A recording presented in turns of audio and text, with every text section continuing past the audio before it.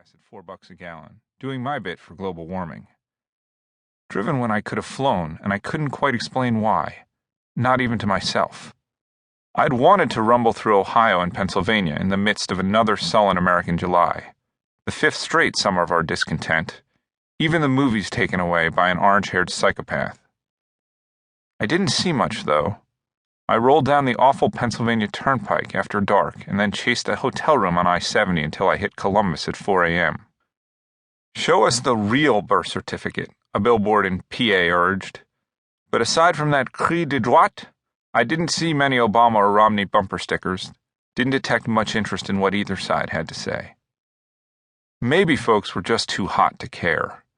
The next afternoon, as Ohio turned into Indiana into Illinois, the air dried out and the cornstalk shrank. I started to understand why I'd been reading about a modern dust bowl. In southern Illinois, the streams were mud holes.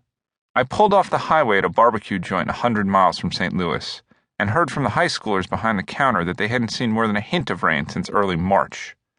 "March?" I said, stupidly. 5 months without rain seemed impossible. Yep, March. I shut up and ate my barbecue and got back on the road. The Mississippi was still flowing, though, still a mile wide. The Mississippi's a magnificent river, the second longest in the world, the freshwater link between the Midwest and the Gulf of Mexico. The Mississippi is home to Huck and Tom, the birthplace of the blues. In theory, anyway. In reality, the Mississippi looks like a pot of refried beans that ought to come with a hepatitis shot on the side. Ocean liners cruise the Hudson. The Mississippi's ship traffic runs more to grain barges. Its bridges are just as boring. Jumbles of steel, erector sets thrown together by a particularly dull kid. On the plus side, they probably don't encourage jumpers the way that the George Washington or the Golden Gate do. Who'd want to spend eternity getting nibbled by Asian carp? I cruised off the Martin Luther King Jr. Bridge, parked and grabbed my bags, trudged towards my hotel. Have I mentioned the heat? I found myself surrounded by cheery-looking people dressed in red shorts, T-shirts, caps, pants, socks. Red underwear, for all I knew. They were walking south, moving about as fast as the river. Aha! The Cardinals must be in town.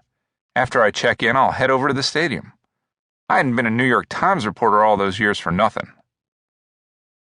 I'd come to St. Louis to investigate the death of Adrienne Martin, a 27-year-old ex-waitress, wannabe model, and all-around good-time girl. In December 2010, Adrienne overdosed on cocaine and oxycodone at the mansion of her boyfriend, Busch IV, the former chief executive of Anheuser-Busch. She'd left an 8-year-old son behind. In truth, I wasn't sure how much I'd find. I worried that getting anyone from the Busch clan to talk would be impossible. People in St. Louis called August the IV to distinguish him from his dad, the III, who'd run Anheuser-Busch with a famously iron fist for almost 30 years. The third had always been distant. He'd helicopter to work each day from his estate west of St. Louis. In retirement, the third had nearly vanished. The fourth had been known as friendlier than his dad, but in recent years he too had holed up. Still, the story of the fallen heir and the dead waitress fascinated me. Of all the giant companies begun in the 19th century, Standard Oil, Coca-Cola, Carnegie Steel, I could think of only one other whose family had held control for so long. The first generation builds the business, the second enjoys it, the third wrecks it, the saying went.